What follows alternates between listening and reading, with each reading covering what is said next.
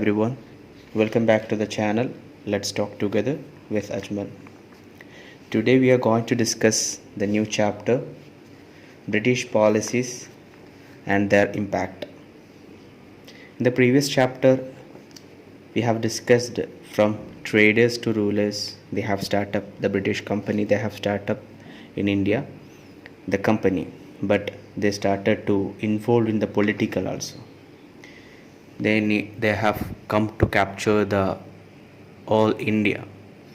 We can check some of the procedures, some of the administration or some of the agencies also that have been started. The company or the British company have been started. We can check how they involved in the politics, how they expanded their territories, and all we can discuss in this. And also for that, the British company have started many of the policies, British policies they have started. Okay, and we can check what are their impact to India and what are the impact to British. Okay, so we noted that the English East India Company was established for conducting trade in India. They have came to India for trading purpose, but after that they earned more profits and they started to involved in political influence in India.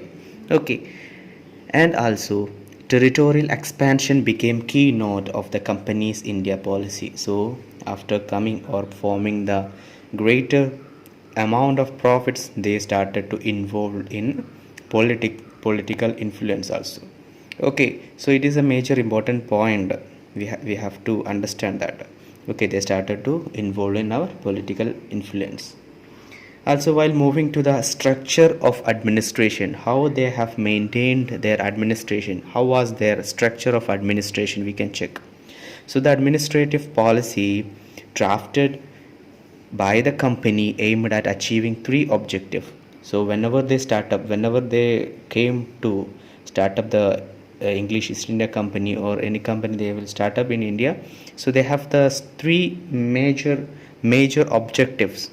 The first one is to increase profits from trade. So they wanted to increase profit. So as per everyone's entrepreneurs wish will be to increase the profit, just same like only the companies wish aim to increase the profit. And also the second objective or second structure of administration was to increase the profitability of the territories in held in India. Okay, also they need to increase the profits of the territories, okay, in held in India. So they have started many of the territories. Okay, so from that territories also like other than all upon Puducherry or Surat, so those places also they need to establish or they need to increase the profits. Okay, and moving to the third policy was that to strengthen the company's hold on India, and they wanted to strengthen, they wanted to bring power the company in India. That was their third objective, forming the company. Okay, so they wanted the first one, they wanted to increase the profit, they want to increase the profits in territorial area, and the third major important point or the major important objective of the British company was that to strengthen, they want to bring power in India. Okay, so those are the major important three objectives, okay, of company of the British East India Company. Okay, and also the company at the time was in financial crisis and asked the British government for a loan. Also many of the times they need crisis will be there for all companies, there will be crisis, loss and profits, all the things will be there.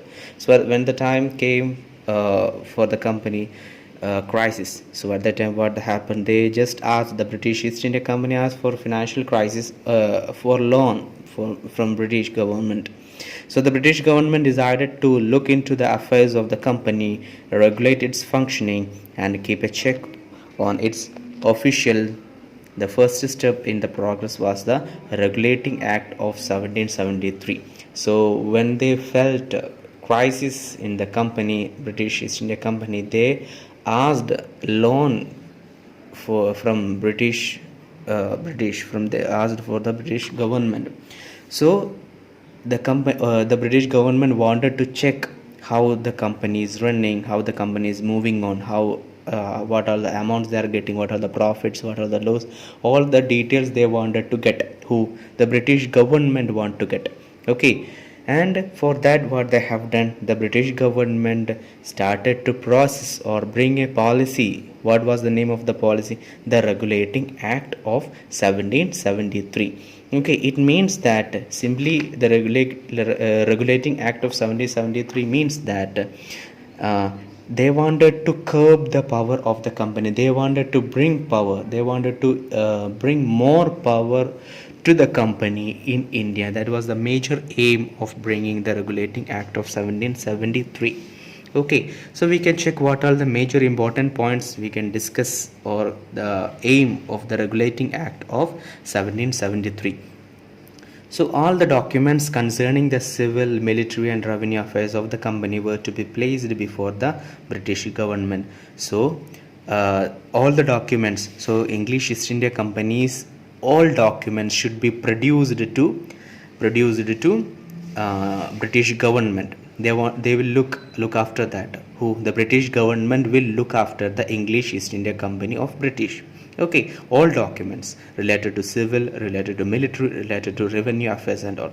Okay, and the second point is that the Governor General of Bengal was made the Governor General of all territories held by the British in India.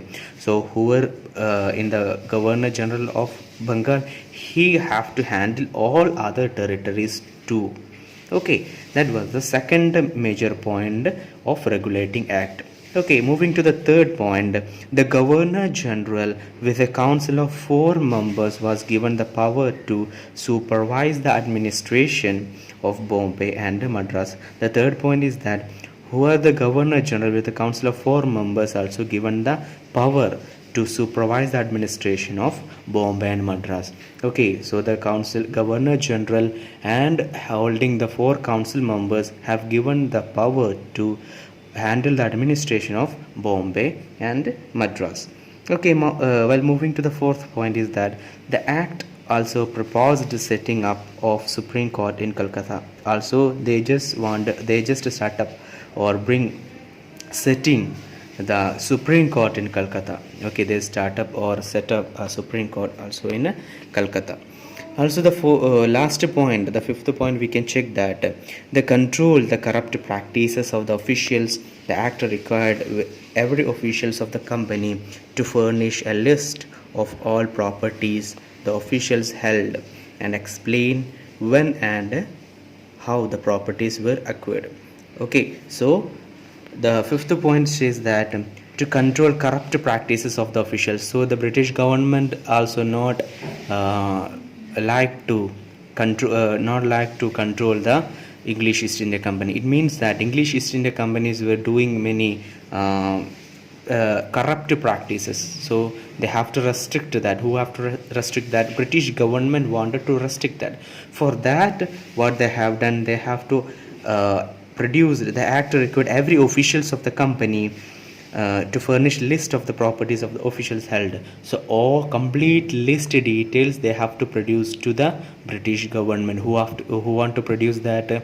The English East India Company wanted to produce all the complete official name list, what all the assets are there in the company. All the complete list should be produced in front of the British government. Okay, while moving to the next act, so the Regulating Act however had many defects. It failed to regulate the activities of the company, so it didn't show the people, it didn't work out. Which didn't work out? The Regulating Act didn't work out because the company didn't give any detail to the British government. Company didn't give detail of the officials, and nothing didn't given to the British government. Okay, so it failed. Which failed? The Regulating Act came to failed. So after that, the another act is coming in 1784. Pitt's India Act. We can check what is Pitt's India Act. In 1784, William Pitt, the Prime Minister of Britain, introduced an act to plug the loopholes in the regulating act. So he didn't introduce the new act. In the Pitt's Act, we says that it says that he just make new ideas in the regulating act while introducing a new act. Okay, he just brought up new loopholes. Some of the mistakes we have told that some of the mistakes are there in the regulating act. The company can't accept, so that problems also maintained by coming of Pitt's India Act. It was produced by William Pitt. Okay, so we can check what all the things have been changed or what all the other policies have brought. The first one is the new act set up a board of council in Britain to supervise the company's civil, military and revenue affairs in India. So they told that they have to set up board of council. It means a central administration they have to set up. From that central administration that central administration will be supervising the company's civil and military and revenue affairs. Okay, the first point is that they wanted to start up a board of council, a central administration. From that central administration they will be supervising or they will be giving the command to the military, to the company civil and to the revenue of the India. Okay, and the second point of Pitt's India Act was the Governor General was given additional powers, including the powers to overrule his council and exercise greater control over the presidencies of Bombay and Madras. Also, the Governor General was given an additional power, including the power to overrule his council. Also, the second point is that the Governor General also given a new rule or new power, okay, to overrule the council. Okay, and also the third point is that he was also made the supreme commander of the British, who made the Governor General also made the supreme commander of the British forces. Okay, who was the Governor General? He will be the having the additional power to control Bombay and Madras. Also, the Governor General will be the supreme commander of the British force in India. Okay, that are the changes made in the Pitt's India Act. So after that, after coming of Pitt's India Act also, they have brought some other acts also. We can check the Charter Acts of 1813, 1833 and 1853. After the Regulating Act, there came Pitt's India Act in 1784. After the Pitt's India Act of 1784, there came Chartered Acts of 1813 and 1833 and 1853. So actually, for complete acts, the main aim of the British government was to curb the power of the company. They want to bring the power, bring the power of company in India. That only the main aim of bringing the policies, bringing the act, bringing all the things. Okay. Also, the various acts were also directed at the curbing the powers of the company. So we have discussed the main aim of the bringing of all these acts was only to curb or to control the power of the company, to bring the power of the company. Okay, and the Act of 1813 entered the company's trade monopoly in India. So the Act of 1813 entered the company's trade monopoly in India. So before that, the company were leading in a monopoly, single owner. Okay, so that came to be an end.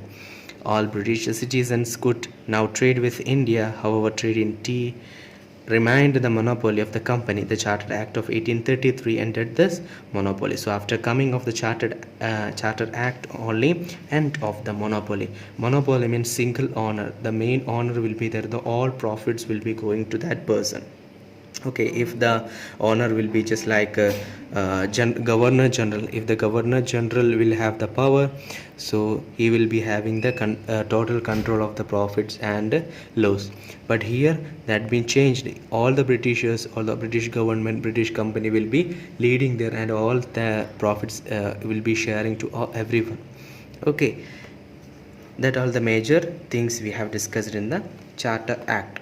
Okay, so that is only for today. We have just discussed about the structure of the administration, and we have discussed only the Regulating Act of 1773, Pitt's India Act of 1784, and the Chartered Acts of 1813, 1833 and 1853. Okay, So the bringing of these acts, only the purpose and the aim was to bring the power of the company in India. Okay, so the remaining remaining topics we can take in the next videos or the coming days. So thanks for today. Bye bye.